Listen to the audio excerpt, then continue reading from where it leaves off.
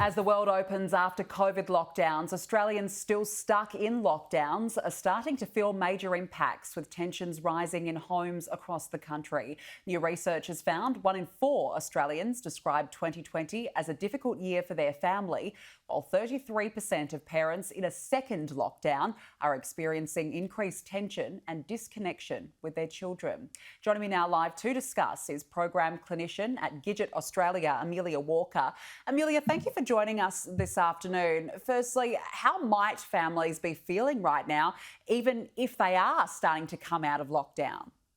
Thank you so much for having me. It's a great question. I mean, certainly today I've noticed there's a palpable shift in energy around my neighbourhood, lots of excitement and sense of freedom.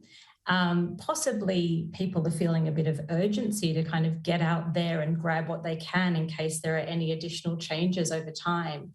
But alongside that, some families will be feeling increased anxiety and possibly some pressure to kind of dive into something that they may not be quite ready for. So I think it's really important that we just listen to ourselves and the members of our family and determine how we choose to kind of enter into this new phase of restrictions, be it run out with arms wide open or possibly just dipping our toe a little bit and just being a little bit more mindful. And either approach, of course, is okay. Absolutely. It's certainly a transition for people in some states and territories coming out of lockdown. But this research has found that 33% of parents who are in a second lockdown are experiencing increased tension and disconnection with their children. Take us through that. Yeah, look, I mean, of course, it's been such a challenging time for people and continues to be so for some families in lockdown. Understandably, the biggest impact probably on mental health would be instability and unpredictability from these past few months.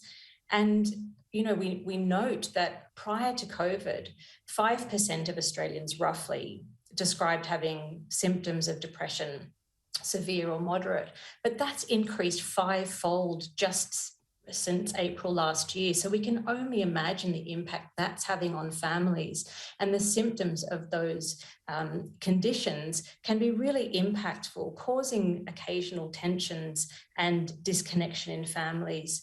Sometimes, you know, children are seeing parents with their vulnerabilities in a way that they haven't yet had the experience of.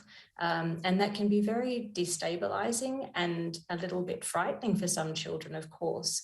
So we really want to start recognizing how important it is to get the family unit into a cohesive position and focus on mental health as a unit, as well as the individuals within it.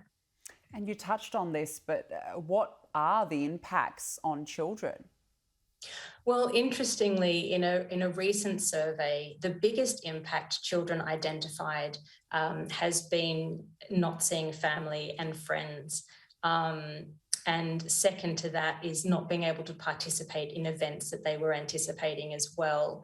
So we want to consider that missing family and friends as also possibly missing the family members that are actually present in your household, which is quite a big thing to consider. But some families have experienced parents who may have been a little bit absent because of the stresses and the understandable strain they've been under. But what we will see in the coming weeks, of course, is that children will be able to socialise again, and that will bring some great joy and a lot of smiles all around, I'm sure.